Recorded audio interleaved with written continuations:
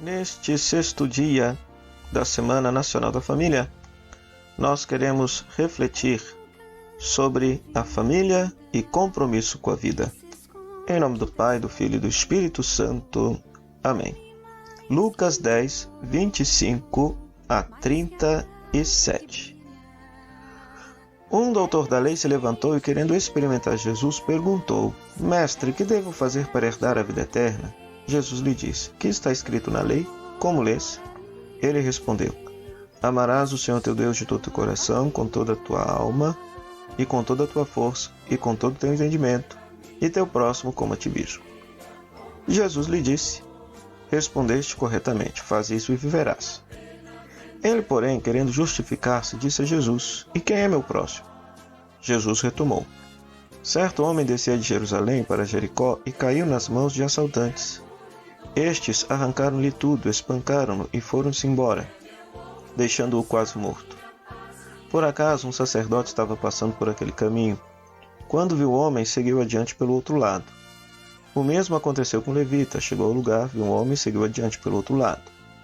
Mas um samaritano que estava viajando chegou perto dele, viu e moveu-se de compaixão.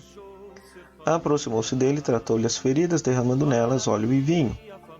Depois colocou em seu próprio animal e o levou a uma pensão, onde cuidou com carinho dele. No dia seguinte, pegou 2 denários e entregou-os ao dono da pensão, recomendando: Toma conta dele. Quando eu voltar, pagarei o que tiveres gasto a mais. Na tua opinião, perguntou Jesus, qual dos 3 foi o próximo do homem que caiu nas mãos dos assaltantes? Ele respondeu: Aquele que usou de misericórdia para com ele. Então Jesus lhe disse: Vai e faze tu a mesma coisa. Palavra da salvação, glória a vós, Senhor. Querido irmão, querida irmã, querida família que nos acompanha nesse momento, este texto nos inspira justamente esta reflexão acerca do cuidado e do compromisso com a família, com a vida. Família e compromisso com a vida. A família, essa célula fundamental da sociedade, onde a vida é gerada, nutrida, cuidada, protegida, alimentada. E ela deve se inspirar justamente nesta parábola, comumente conhecida como bom samaritano. Prefiro chamá-la de samaritano compassivo, ou a compaixão do samaritano. O texto é profundamente conhecido, mas vale a pena prestar atenção em alguns detalhes. Primeiro, que um teólogo, um doutor da lei, se levanta querendo experimentar Jesus, tentar Jesus. O que deve fazer para herdar a vida eterna? Então, este teólogo está preocupado com a sua salvação eterna. Jesus lhe responde: o que a lei diz? O que é que a Torá, que é a palavra de Deus, diz? Então ele responde: amar o Senhor teu Deus, vamos dizer assim, com toda a nossa vida, com todo o potencial de nossa vida, ou seja, o nosso coração, alma e força, nossa inteligência, e ao próximo como a ti mesmo. Então, de certa maneira, esses 2 mandamentos, amar a Deus e ao próximo como a si mesmo, é o caminho para o céu. Jesus responde: está certo, é isso mesmo. Porém, o teólogo questionou: e quem é meu próximo? Aqui que está o problema. Para o judeu, o próximo era um outro judeu. Era o vizinho, era o compatriota, alguém da mesma religião, do mesmo credo.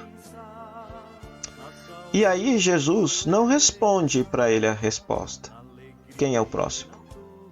Jesus conta uma parábola que é muito conhecida. Que um judeu descia para Jerusalém, de Jerusalém para Jericó, foi assaltado, deixado quase agonizando. Nisso passou um sacerdote, passou um levita, que não fizeram absolutamente nada por ele. Por quê? Porque a própria religião não permitia. Aqui que está um detalhe. Pelo fato dele estar agonizando, quase morto, ensanguentado, ele se tornou ritualmente impuro. Portanto, o sacerdote e o levita não poderiam ajudá-lo, porque a religião não os permitia. Há religiões que, ao invés de defenderem a vida, promovem a morte. Quem tem ouvidos para ouvir, ouça. Mas lá no versículo 33, a coisa muda de figura, porque um samaritano que estava viajando. Olha que detalhe interessante. Este samaritano não tinha obrigação nenhuma, por 2 motivos. Primeiro, porque ele era samaritano. E os samaritanos, historicamente, eram inimigos dos judeus.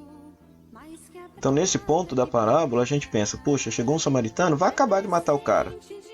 Mas não é nada disso que ele faz. E além disso, ele não tinha motivo para ajudar. Por quê? Porque ele estava viajando. Ele organizou o cronograma dele, organizou todas as finanças dele, tendo em vista esta viagem. E eis que este judeu, quase que morto à beira do caminho, lhe foi um imprevisto. O que ele fez? Ele para a viagem, muda os planos dele para poder salvar a vida dele. Movido de compaixão. Tratou as feridas, pegou o dinheiro de 2 dias de trabalho, deu ao dono da pensão para que pudesse cuidar. Então veja, no fundo, lá no final, versículo 36, Jesus pergunta qual dos 3 foi o próximo do homem. Jesus não respondeu quem é meu próximo, mas Jesus mudou a pergunta. De qual dos 3 foi o próximo? Querendo dizer que no fundo, o próximo é todo aquele do qual eu me aproximo. O próximo não é mais aquela pessoa que de fato está dentro da minha casa, o meu vizinho, meu compatriota, companheiro de religião, companheiro de mesma crença ou de mesma fé. Não, próximo é todo aquele que eu, movido de compaixão, tenho a capacidade de me aproximar, fazer o próximo. Aquele que usa de misericórdia para com as pessoas. Então este detalhe é precioso no Evangelho. Por quê? Porque este Evangelho convida nossas famílias, convida cada um de nós a nos tornarmos próximos daqueles que ninguém quer se aproximar. É muito fácil a gente ajudar aquelas pessoas que estão dentro da nossa casa, da nossa comunidade, da mesma igreja, que compartilham a mesma visão política. Mas e aqueles que pensam diferente, creem de modo diferente e que são tão necessitados de amor e de carinho tanto quanto? Será que nós temos coragem de nos aproximar dos moradores de rua, aidéticos, homossexuais, drogados, alcoólatras, presidiários, enfermos? Todo tipo de pessoa que de repente nós, na nossa moral, a gente não os considera, entre aspas, como cidadão de bem, como se existisse algum cidadão de bem nesse Brasil corrupto. Isso é mentira, isso é hipocrisia, é discurso ideológico fajuto, anticristão. Então este Evangelho nos convida a nos aproximar das pessoas. Aproximar, seja de quem for, para usar de misericórdia, movido por compaixão. E desta maneira, a nossa família será portadora de vida, cuidadora de vida e fará com que mais vida possa brotar, sobretudo daqueles que mais sofrem, daqueles mais necessitados. Oremos.